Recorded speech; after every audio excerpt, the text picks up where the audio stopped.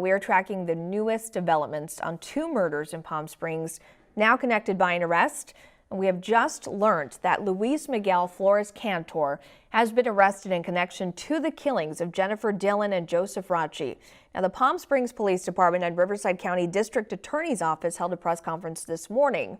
News Channel 3's Madison Weil was there. She has the very latest on these two cases. Madison.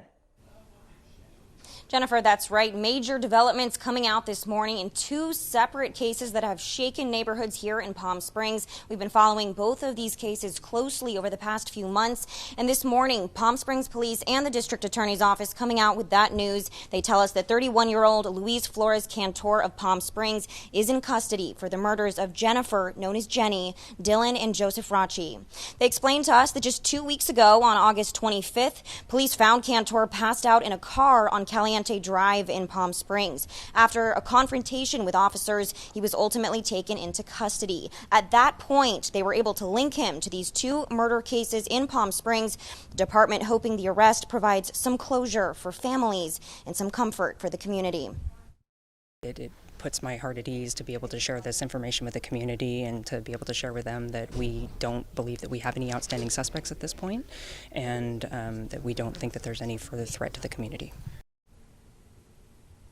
Now, to give you a sense of the timeline in this case, this has all spanned the course of 8 months. Jenny Dillon was killed on January 25th, Joseph Rachi about 7 months later on July 30th, and then Cantor arrested about 1 month after that, August 25th. Dillon was killed on Davis Way in Palm Springs. Her death was originally reported as an unattended death. It was later ruled a homicide. In Rachi's case, something very similar. He was killed on Via Calusa in Palm Springs. His death investigated as an unattended death originally and ultimately ruled a homicide. Now, the big question today was, what was the motive in this case? And police say as of right now, they don't know what the motive would have been in this case. They are further investigating that. They also don't believe that the victims and the suspect knew each other. Of course, all details that we're going to be following very closely as these cases head to court. In Palm Springs, Madison Weil, News Channel 3.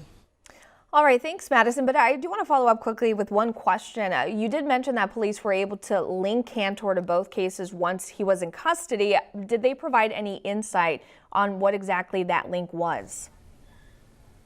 Jennifer, that's a question that we did ask here today in the press conference, and police says as of right now they're not able to disclose that with us if that evidence was DNA evidence, but they did say that all of those details will be coming out in court. Jennifer. All right, look forward to those updates. Thank you so much, Madison.